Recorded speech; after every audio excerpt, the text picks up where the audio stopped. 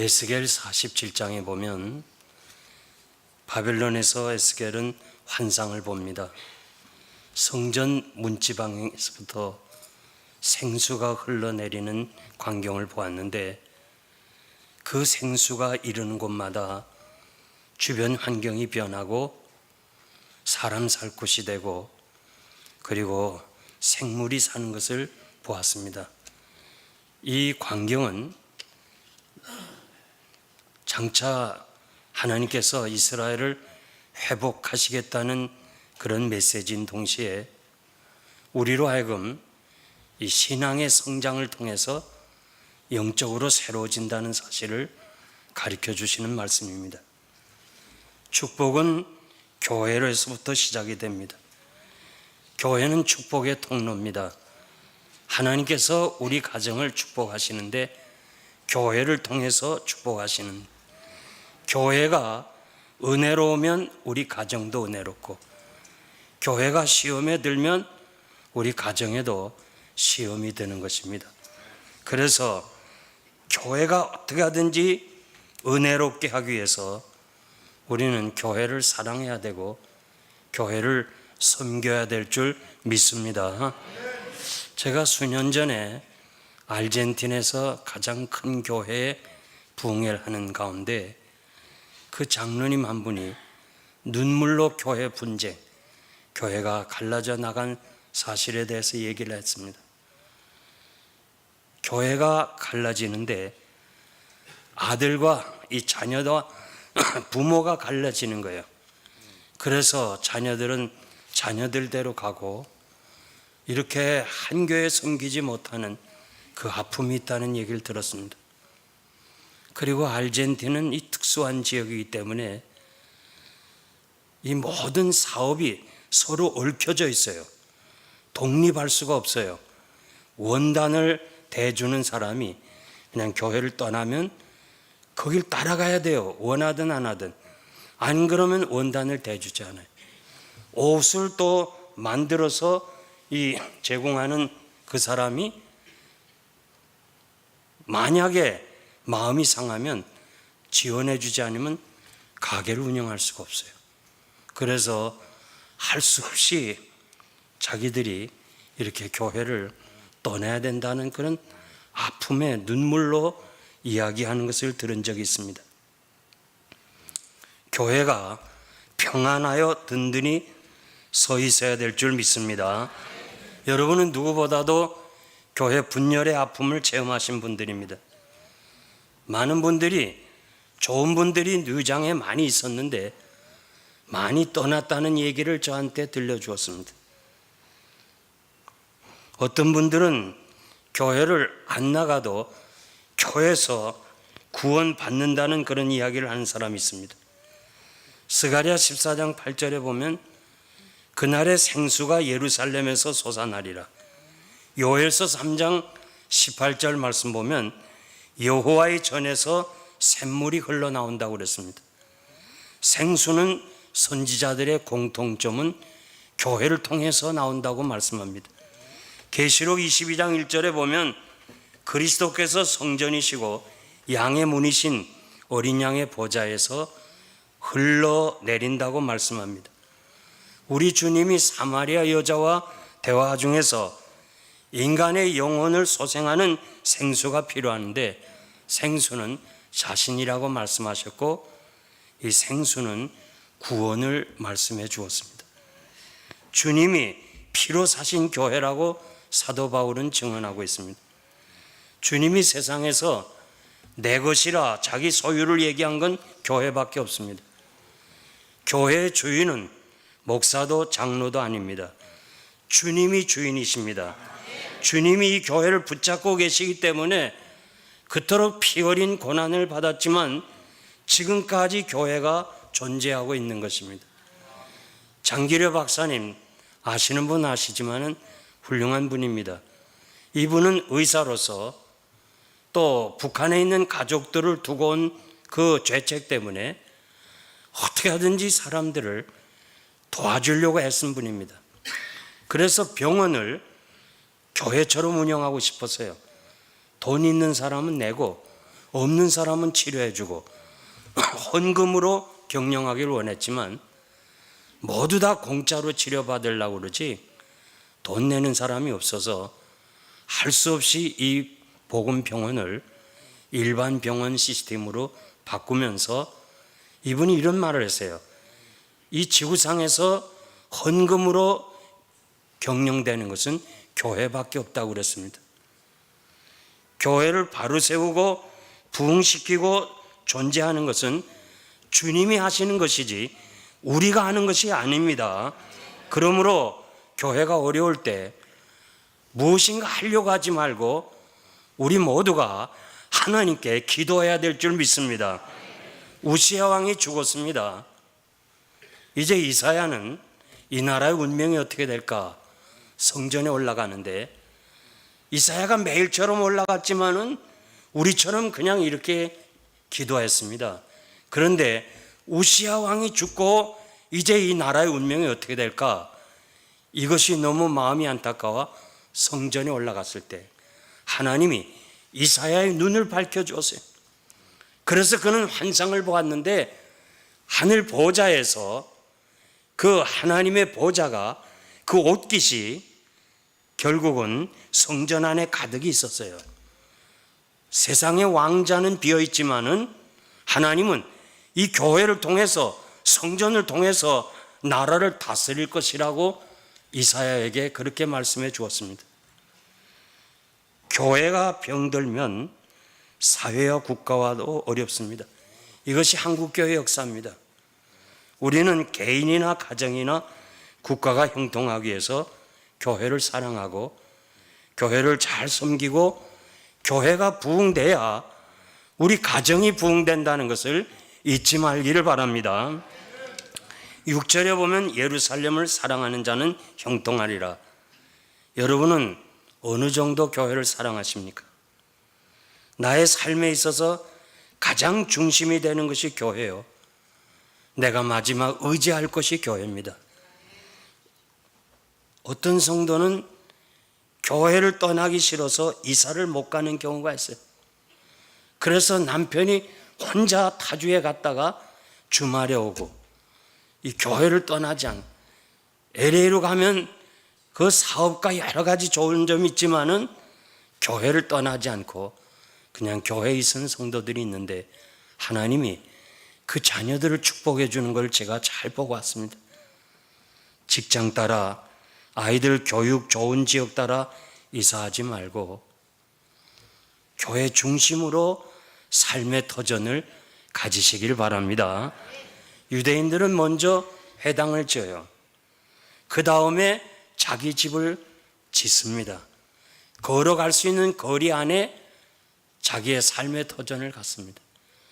그것이 회당에서 900m 간격이에요.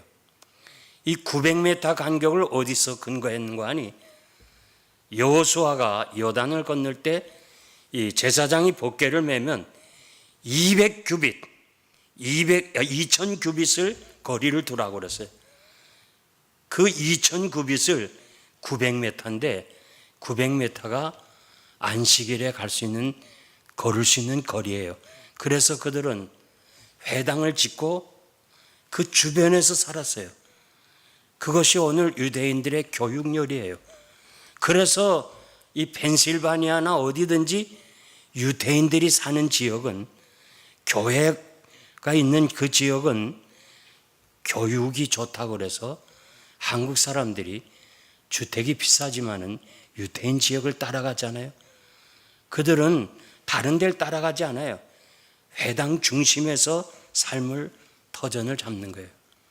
오늘 이 본문을 통해서 교회를 사랑하자는 이런 제목 가지고 여러분들의 말씀을 드리길 원합니다. 첫째는 왜 교회를 사랑해야 합니까? 에베소서 1장 23절 보니까 교회는 주님의 몸이다. 주님의 몸이라고 그랬습니다.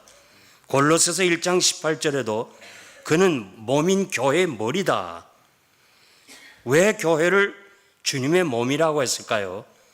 교회가 영화롭기 때문에 그렇습니다. 이 세상에서 가장 귀한 장소가 교회입니다. 여러분, 대통령의 몸이 귀하니까 대통령이 가는 곳마다 경호를 하게 돼요. 왜? 대통령이 죽으면 안 되잖아요. 사도 바울은 교회 핍박을 하러 다메섹으로 갈 때 우리 주님이 바울에게 이렇게 말했죠. 너는 왜 나를 핍박하느냐?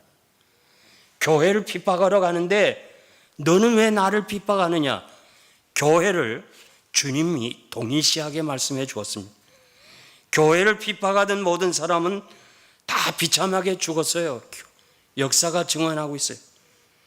아직도 교회는 살아 있습니다. 왜냐하면 주님이 살아계시기 때문에 그래요. 주님이 교회를 붙잡고 있기 때문에 오늘도 피 어린 고난을 당했지만 교회가 이렇게 살아서 역사하고 있는 것입니다. 우리가 교회를 사랑하는 것은 주님을 사랑하는 것이고 교회를 섬기는 것은 주님을 섬기는 것이에요. 여러분들이 이 사실을 알고 교회를 할 수 있는 대로 많이 섬기세요. 교회 상처를 주는 것은 주님의 몸에 상처를 주는 것입니다. 6절에 보니까 예루살렘을 위하여 평안을 구하라. 예루살렘을 사랑하는 자는 형통하리라. 교회를 사랑하는 사람에게는 하나님이 형통의 복을 주신다고 약속해 주었습니다. 교회 평안을 위해 기도하라고 그랬습니다. 칼빈은 우리가 하나님을 아버지라고 부를 때 어머니는 누구냐 하니까 어머니 내가 섬기는 교회라고 그랬습니다. 교회는 성도의 요람이요 보금자리요 어머니의 품같이 귀합니다.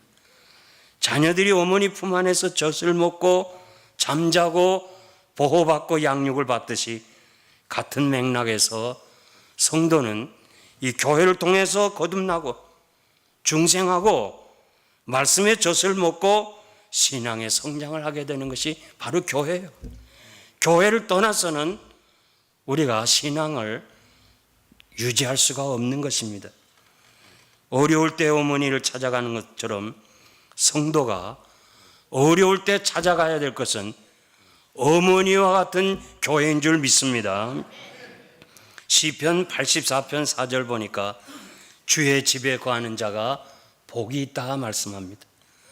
오늘 여러분들이 주의 전에 나온 여러분들이 하나님께서 복이 있다고 말씀하고 있습니다. 시편 118편 26절 보니까 여호와 이름으로 오는 자가 복이 있으며 우리가 여호와의 집에서 너희를 축복하였도다. 이 하나님의 교회에서 하나님 앞에 나와 예배 드리는 여러분들은 복을 받는 사람인 줄 믿습니다.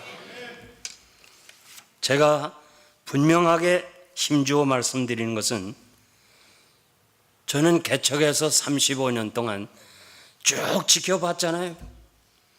쭉 지켜봤어요. 그 이민 초창기에 어렵고 힘든 가운데 100불 가지고 온 사람, 1000불 가지고 온 사람, 그 열심히 일해가지고 교회 건축을 해서 헌금하고 하나님 앞에 희생한 사람들은 지금 다 그 자녀들이 복을 받았어요. 그걸 제가 똑똑히 보았어요. 그래서 제가 이론으로 말하는 것이 아니고 지식으로 말하는 것이 아니고 제가 보고 느낀 바대로 말씀드리면 교회를 사랑하는 사람에게는 반드시 하나님이 축복하실 줄 믿습니다. 두 번째 어떻게 사랑해야 되나? 1절 보니까 여호와의 집에 올라가자 할 때 내가 기뻐하였도다.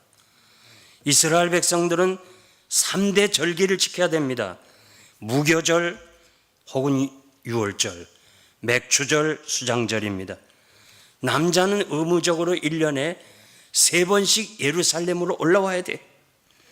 예루살렘으로 올라간다는 말은 가보신 분은 알지만 예루살렘은 언덕 위에 있어요. 그러니까 올라가자는 말을 표현했어요. 여호와의 집이 바로 교회입니다. 주님은 12살 때 내 아버지 집이라 그렇게 말씀했습니다. 교회 사랑하는 사람은 교회 오는 거 기뻐하는 거예요. 주일이 기다려져요. 그리고 이 수요일에 여러분들이 뭐 할 일 없어 나왔겠어요? 시간이 뭐 나만 와서 나온 거 아니잖아요. 하나님 앞에 나온 이 자체가 교회를 사랑하는 거라고 난 믿습니다. 저는 피난을 대구로 갔습니다. 대구 평리동이라고 그 피난민들을 전부 글로 한데 살게 했습니다.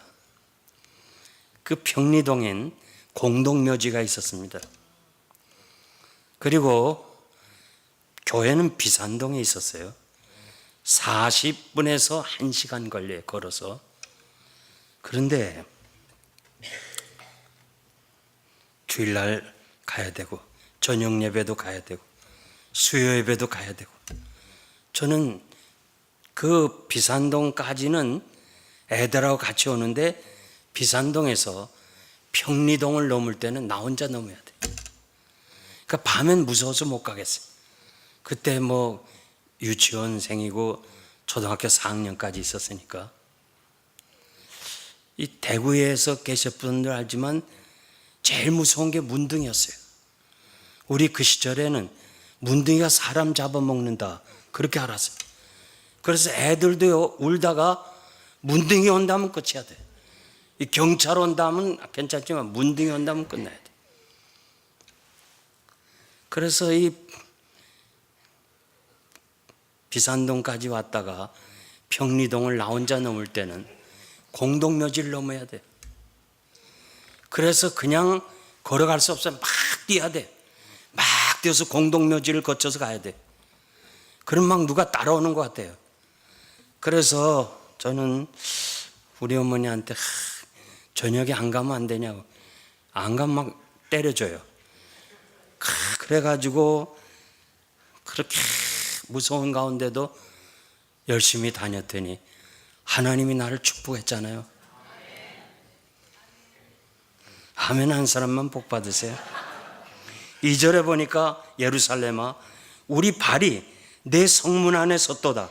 이 섰도다는 말은요, 과거에도 서 있었고 지금도 서 있었고 앞으로도 서 있겠다는 거예요. 그러니까 이 교회 안에서 여러분들이 과거에도 예배드렸고 지금도 예배드리고 앞으로도 예배드리겠다, 이런 사람을 하나님이 축복하실 줄 믿습니다.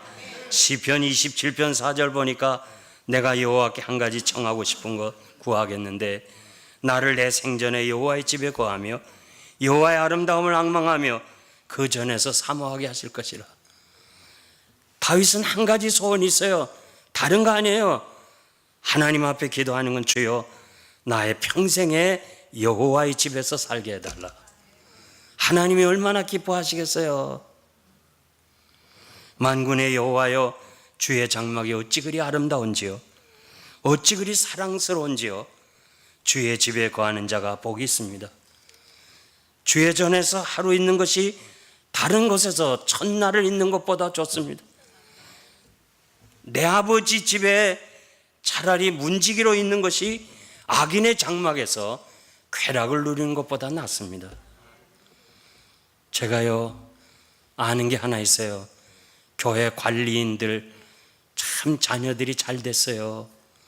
우리 황문화 집사님도 자녀가 있는지 뭔지 모르겠지만 잘 될 거예요. 네.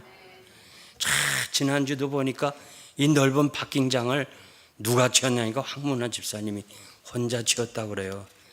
영생장로교회는 전부 다 나와 하지 혼자서 하지 못해요. 그런데 여러분 좀 교회 사랑할 때 나와서 좀 같이 일하고 그러세요. 아멘은 사람 아무도 없군요. 그래서 교회에 있는 것이 좋아요. 우리 아이들이 놀아도 교회에서 놀아야 될 줄 믿습니다. 예루살렘아 너는 조밀한 성읍과 같이 건설되었도다.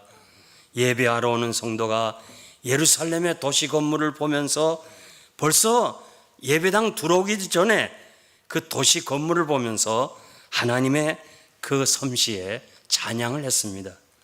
여러분들이 맨하탄이나 중국의 상해나 혹은 홍콩이나 캐나다의 밴쿠버, 칠레에 가서 그 도시들 너무너무 아름다워요. 잘 계획된 거 보면 마음에 기쁨이 있어요. 시편 기자는 예루살렘의 성전을 보면서 잘 지어졌구나 감탄했어요. 공동 번역은 이렇게 번역했어요. 예루살렘아 과연 수도답게 잘 지었구나. 모든 것이 한 몸같이 잘도 짜여졌구나. 아주 쉽게 번역했어요. 예루살렘의 모든 건물이 성전을 중심해서 잘 지어졌고 하나같이 잘 조직되었다는 거예요. 뉴욕 장로교회는 정말 아름다운 교회예요. 웅장한 교회예요. 이민교회에서 제가 참 많은 교회를 집회를 인도했는데 뉴욕 장로교회만큼 이렇게 웅장한 교회가 없어요. 작년 5월에 저는 매년 5월이면 중국의 목사님들을 15명씩 초청합니다. 모든 것을 다 대줍니다. 숙식을 다 제공해 주고. 그래서 지금 65명 정도를 제 제자가 있어요. 중국 전체. 금년에도 또 와요. 근데 이분이 작년에 내가 여기 있다고 여길 찾아왔어요. 이 뉴욕 장로교회 보고 막 다 놀라는 거예요. 은혜 받는 거예요. 마치 예루살렘을 보면서 시편 기자가 야, 참 건물 보면서 은혜 받는 것처럼 은혜 받고 드론 입구에 망국기가 있는 거기서 막 기념 촬영하고 가고, 또 소문내서 이번에 또 오겠다고 그래요. 또 와서 구경하라고 그랬어요. 이 교회를 건축하기 위해서 헌신하고 수고한 사람들을 하나님이 얼마나 기뻐하겠어요? 사람은 모른다 할지라도 하나님 앞에 드려진 것은 하나님이 다 기억하실 줄 믿습니다. 4절에 보니까 지파들 곧 여호와의 지파들이 여호와의 이름에 감사하려고 이스라엘 전례대로 그리로 올라가는도다. 각처에 흩어진 사람들이, 각처의 지파들이 1년에 3번씩 절기를 맞이해서 예루살렘을 향하여 예배 드리러 가는 거, 멀리서부터 막 대열을 세서 가는데 감사한 마음을 가지고 가고, 그것이 너무 아름답다는 거예요. 그러니까 시편 기자는 교회 안에서 예배 드리는 것만이 은혜가 아니고 예배 드리러 가는 자체가 은혜라는 거예요. 예배 드리러 올라가는 그것이 하나님 앞에서 아름답다는 거예요. 우리가 이 예배당에 올 때 감사한 마음을 가지고, 야, 오늘도 내가 주일이 돼서 또 하나님께 나가 예배 드리겠구나. 이 수요일에 내가 또 가서 참 하나님께 예배 드리겠구나. 그런 마음을 가지고 오는 자체가 예배라는 거예요. 오늘 성경에 보니까 이스라엘 사람들은 정말 골목골목에서 나와가지고 자기들이 마음대로 들어가는 게 아니라 먼저 제사장들이 다 중앙에 모이시면 골목골목에서 멀리서 다 나와가지고 제사장이 먼저 들어가고 레위 사람들이 들어가고 전국의 순례자들이 들어가는 그 모습이 벌써 은혜가 되고 그것이 축복이라는 거예요. 제가 어떤 교회들 보면은 그냥 임내송이라고 그래갖고 목사가 먼저 들어가고 찬양대가 뒤따라 들어가고 그리고 성도들은 다 일어나고, 그게 좀 캐토릭 냄새가 나지만은 그런 교회들도 있어요. 그런데 바로 시편 기자가 얘기하는 게 그의 모습이에요. 성전에 들어가면서 예배가 시작되었다는 거예요. 각 지역에서 흩어진 사람들이 함께 모여 여호와께 감사하며 예배드린 모습이 너무 은혜스럽다고 그렇게 시편 기자는 고백했어요. 예배는 집에서 혼자 드린 거 아니에요. 필라델피아도요, 교회가 다 썩었다 그러면서 아주 신앙의 교만을 가진 사람들은 집에서 예배 드려요. 교회 안 나가요. 그것은 결과적으로 내가 보니까 자녀들이 결국 신앙의 길에서 다 이탈된 걸 내가 많이 봤어요. 시편 기자는 이 공동체 안에 있는 거, 이것이 바로 은혜라고 말씀하는 거예요. 여러분들이 이렇게 나와서 예배 드리는 자체가 은혜고 축복인 줄 믿습니다. 함께 찬양하고 그리고 장로님이 기도하고, 제가 늘 말씀드린 대로 찬양, 오늘도 얼마나 은혜스러운, 어저께나 오늘이나 너무 은혜스러우니까 막 박수 치는 사람도 있는데 박수 쳐도 돼요. 근데 그게 찬양대를 외치면 안 되고 하나님을 향해서. 이 찬양대는 우리를 위한 찬양이 아니고 하나님께 영광 돌려. 그러니까 여러분들이 찬양이 끝나면 아멘 몇 번 얘기해도 하는 사람만 하지 입 다문 사람은 안 해요. 계시록에 보니까 여기서 찬양, 여기서 할렐루야 모두 다 찬양하는 거예요. 그래서 함께 찬양하는, 함께 예배 드리는 것. 성도는 단수가 아니라고 그랬죠. 성도라는 자체가 복수예요. 성자들. 그러니까 우리 교회는 모두가 다 함께 해야 될 줄 믿습니다. 한 몸처럼 살아야 돼요. 한 몸처럼. 이번 평창 동계올림픽 여러분들이 아마 많이 봤을 거예요. 사람들의 마음에 감동을 준 경기들이 있었어요. 금메달을 따는데 설날 따서 막 사람들이 설 선물이라고 그렇게 기뻐하고, 3년 연속 메달을 딴 여자에게 그 여자가 감격해서 울 때 그 관중석에서도 울고 보는 저도 눈시울이 뜨거웠어요. 참 선수도 울고 너무너무 감격스러운 게 많아요.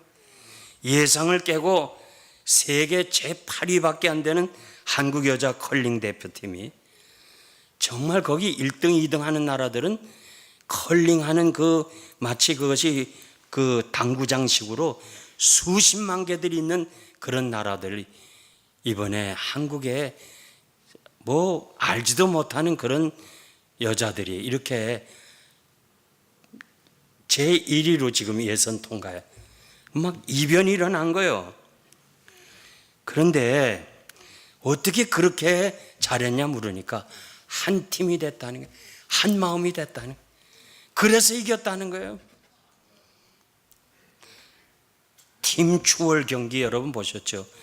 팀 추월 경기는 아마 생소한데 이건 세 사람이 같이 가야 돼요.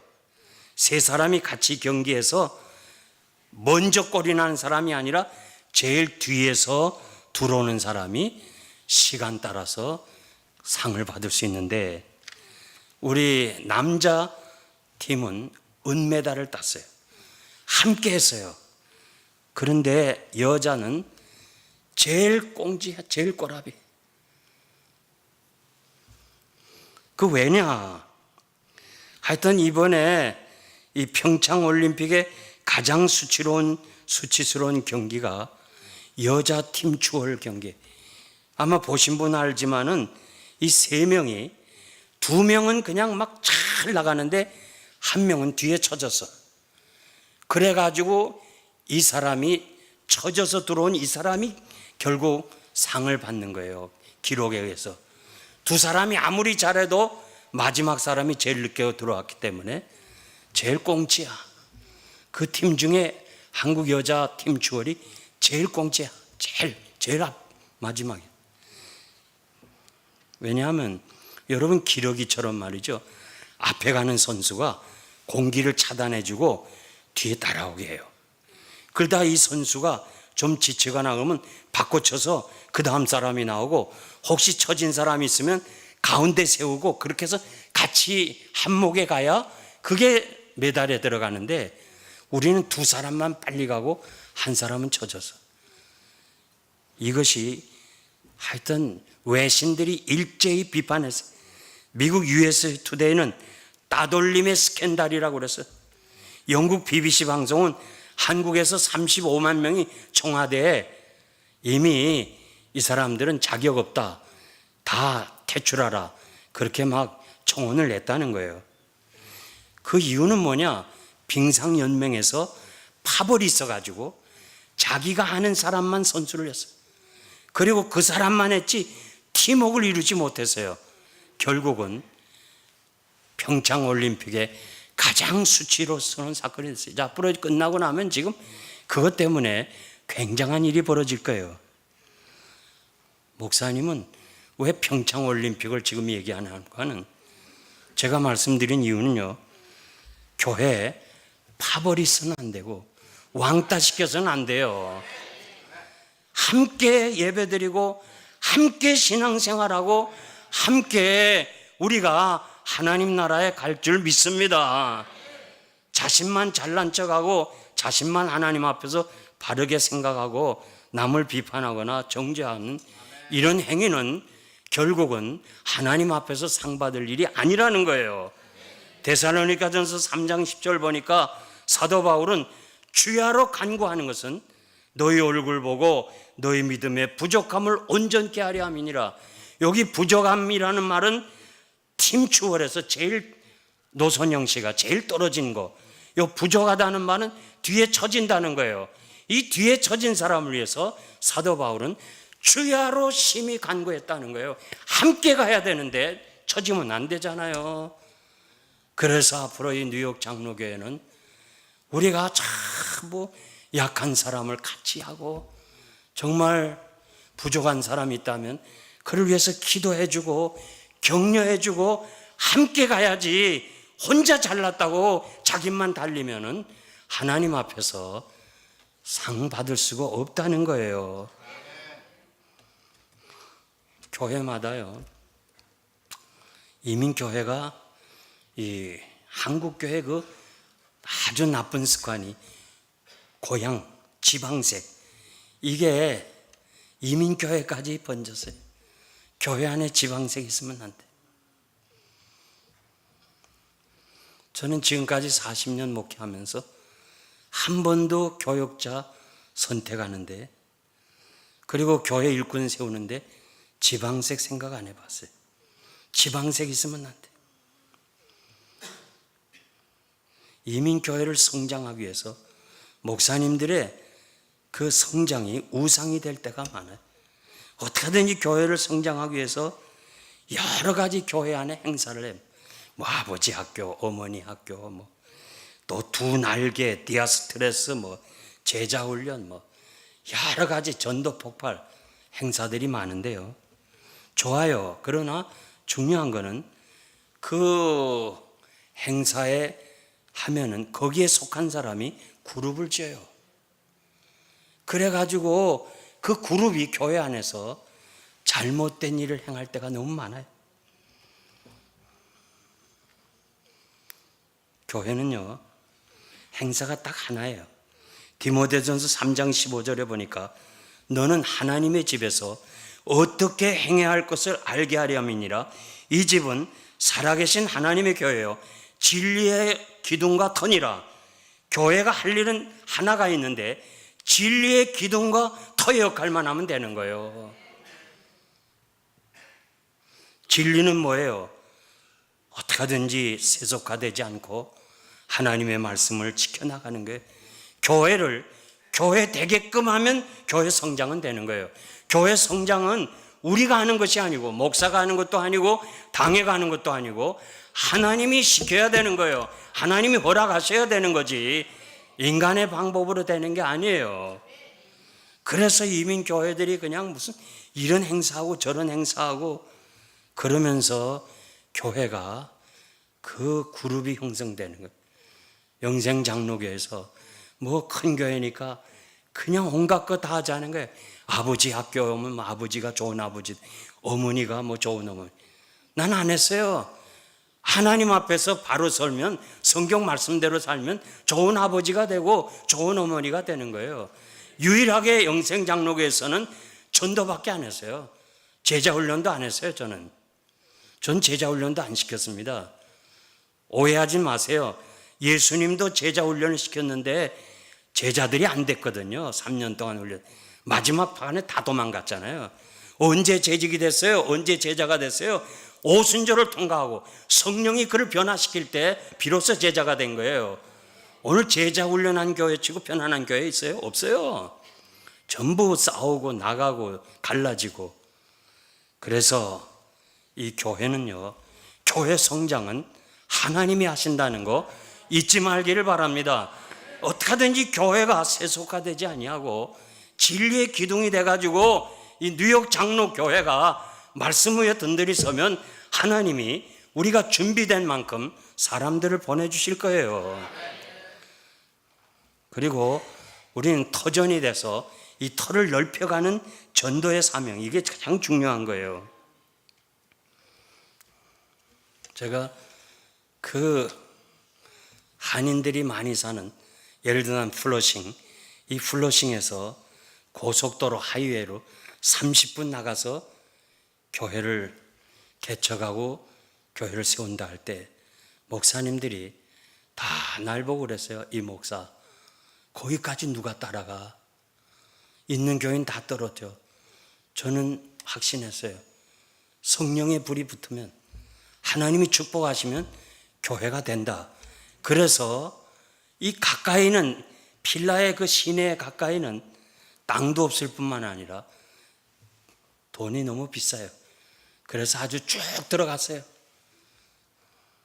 지금 한인들이 10분 간격 거리까지 왔어요. 이제 앞으로 아마 10년 안에는 영생장로교회가 플러싱처럼 한인 가운데 있을 거예요. 가만히 있어도 교회가 부흥되는 거예요. 여러분, 교회 부흥은 무슨 행사에 있는 것이 아니고 진리의 기둥이 되고 터전이 되는 여기에 부흥이 있는 줄 믿습니다. 우리가 앞으로 나아갈 길은 주님이 십자가 지고 하나님과 우리 사이 화목하게 하시고 우리로 하여금 화목케 하는 직책을 주셨습니다. 그래서 우리 함께 정말 공동체로서 한 권속으로서 하나님 우리 아버지시고 교회는 우리 어머니고 우리는 다 한 피 받아 한 몸 이룬 형제요 자매인 줄 믿습니다. 그리고 같이 이 교회에서 살다가 천국에서도 같이 살아야 될 사람들이에요. 그러므로 여러분들은 어떻게 하든지 함께 교회를 사랑하고 섬기시기를 바랍니다. 마지막 세 번째, 교회를 사랑하는 자의 복인데요. 6절에서 9절 말씀 보면 예루살렘을 사랑하는 자는 형통하리로다. 내 성 안에 평강이 있고 내 궁중에 형통이 있고 우리와 관계되는 모든 민족, 나라, 친구에까지 평강이 있을 것이다. 하나님을 사랑하는 사람에게는요, 내 주변에 있는 많은 사람들에게 다 평강을 준다는 거예요.